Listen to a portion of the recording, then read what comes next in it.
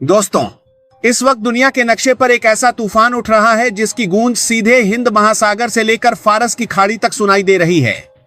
समुद्र के बीचों बीच तनाव इतना बढ़ चुका है कि हर गुजरता जहाज मानो इतिहास के सबसे खतरनाक दौर से होकर निकल रहा हो। लेकिन इसी भय और अनिश्चितता के बीच एक ऐसी खबर सामने आई जिसने पूरी दुनिया को चौंका दिया और भारत के लिए एक नया अध्याय खोल दिया।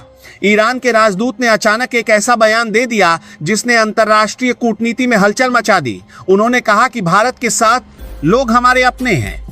भारत ने हमेशा हमारी मदद की है और हमारे हित एक ही दिशा में चलते हैं। यह सिर्फ एक औपचारिक बयान नहीं था, यह उस भरोसे का संकेत था जो संकट की इस घड़ी में ईरान भारत पर जता रहा है।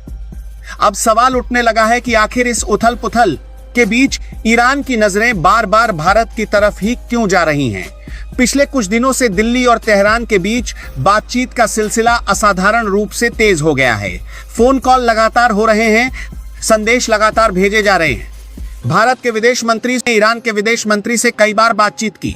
हालात इतने गंभीर हो गए कि भारत के प्रधानमंत्री नरेंद्र मोदी को खुद ईरान के राष्ट्रपति से सीधे बात करनी पड़ी।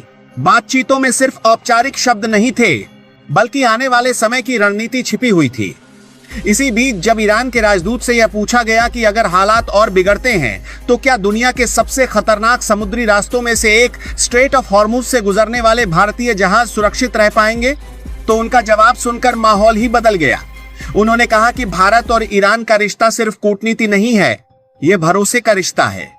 भारत का दर्द हमारा दर्द है और अगर भारत को मदद की जरूरत होगी तो ईरान उसके जहाजों के लिए रास्ता खुला रखेगा। यही वह पल था जब पूरी दुनिया को यह एहसास हुआ कि इस भीषण तनाव के बीच भी भारत के लिए दरवाजे बंद नहीं हुए हैं, बल्कि कुछ रास्ते ऐसे हैं जो सिर्फ भारत के लिए खुले हैं। धीरे धीरे इस भरोसे का असर जमीन पर भी दिखने लगा। एलपीजी से भरा एक विशाल भारतीय जहाज सुरक्षित तरीके से इस खतरनाक समुद्री मार्ग को पार कर गया। उसके पीछे एक और जहाज भी निकल आया। अब भारतीय नौसेना खुद इन जहाजों की सुरक्षा में उतर चुकी है। सबसे चौंकाने वाली बात यह है कि जहां अमेरिका, इजराइल और कई यूरोपीय देशों के जहाजों के लिए इस इलाके में खतरा बढ़ चुका है, वहीं भारतीय जहाज बिना किसी रुकावट के गुजर रहे हैं। ईरान ने साफ शब्दों में कहा है कि भारतीय तिरंगे वाले जहाजों को इस रास्ते पर नहीं रोका जाएगा। अब तक कई भारतीय जहाजों को इस संवेदनशील मार्ग से गुजरने की अनुमति दी जा चुकी है और वे सुरक्षित अपने गंतव्य की ओर बढ़ रहे हैं। यह सिर्फ एक संयोग नहीं, बल्कि भारत की संतुलित विदेश नीति की ताकत का नतीजा है। ईरान चाहता है कि भारत इस बढ़ते संघर्ष में एक शांतिदूत की भूमिका निभाए। वह उम्मीद कर रहा है कि भारत पर्दे के पीछे चल रही बातचीत के जरिए हालात को संभाल सकता है। लेकिन कहानी यही खत्म नहीं होती। अचानक एक ऐसा घटनाक्रम हुआ जिसने पूरे समीकरण को बदल दिया। अमेरिका ने ईरान के सबसे महत्वपूर्ण तेल केंद्र खार्ग आइलैंड पर बड़ा हमला कर दिया। ये वही जगह है जहां से ईरान का लगभग पूरा तेल दुनिया के बाजारों में पहुंचता है। कहा जाता है कि अगर यह द्वीप ठप हो जाए तो ईरान की अर्थव्यवस्था की सांसें थम सकती हैं।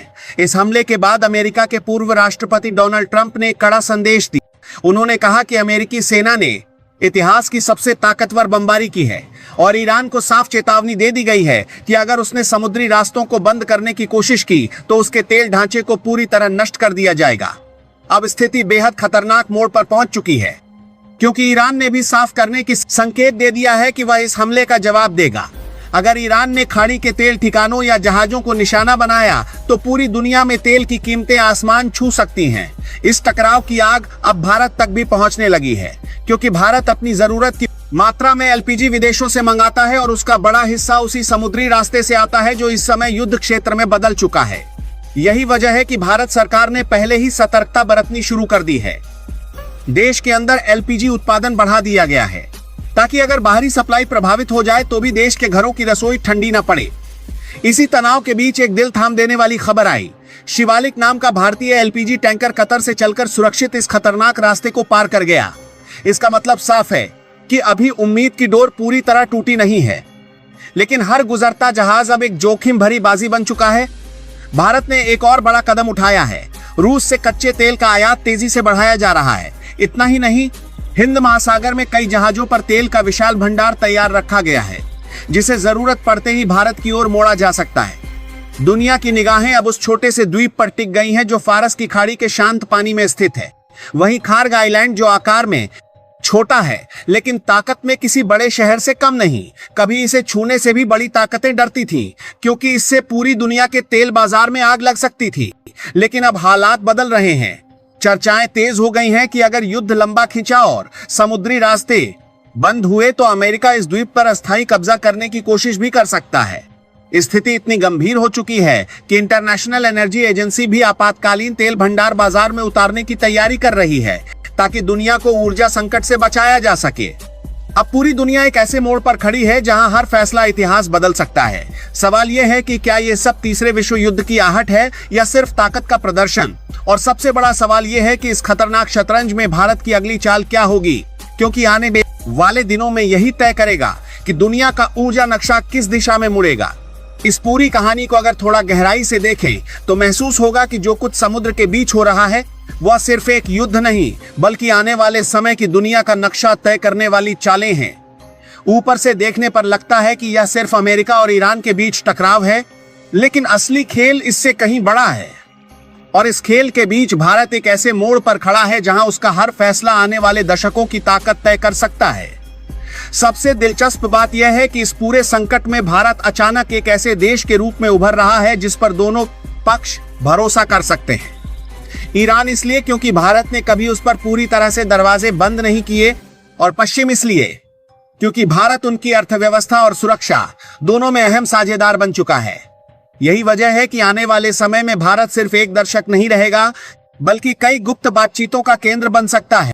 बहुत संभव है कि दुनिया को पता भी न चले और कई बड़े फैसले दिल्ली की शांत बैठकों में तय हो जाएं। इस पूरे संकट का एक और गहरा असर आने वाले वर्षों में ऊर्जा की राजनीति पर पड़ेगा। अभी तक दुनिया की ऊर्जा का दिल मध्य पूर्व को माना जाता था, लेकिन अगर स्ट्रेट ऑफ हॉर्मुज बार बार संकट में आता रहा तो दुनिया धीरे धीरे इस इलाके पर निर्भरता कम करने लगेगी। इसका सबसे बड़ा फायदा भारत को मिल सकता है। भारत पहले से ही रूस, अफ्रीका और एशिया के कई देशों के साथ नए ऊर्जा रास्ते बना रहा है।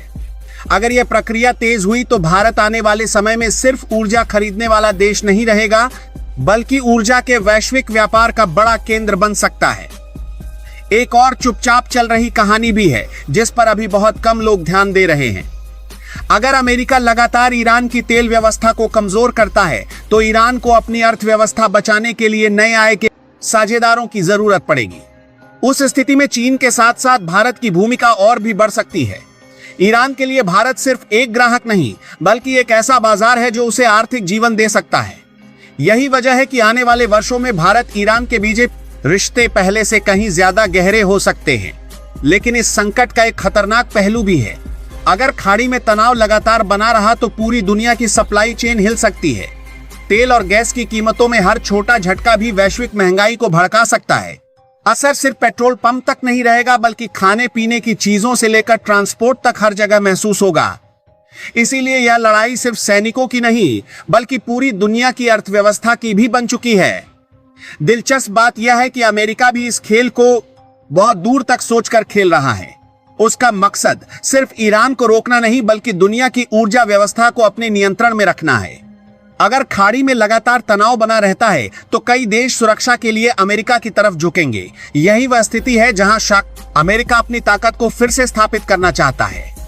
लेकिन इस पूरे खेल में भारत का रास्ता सबसे अलग है। भारत किसी एक खेमे में पूरी तरह खड़ा नहीं होना चाहता। वह एक ऐसा संतुलन बना रहा है जिसमें वह हर बड़े देश से संबंध भी रखे और अपनी जरूरतें भी पूरी करे। यही रणनीति आने वाले समय में भारत को सबसे मजबूत स्थिति में ला सकती है।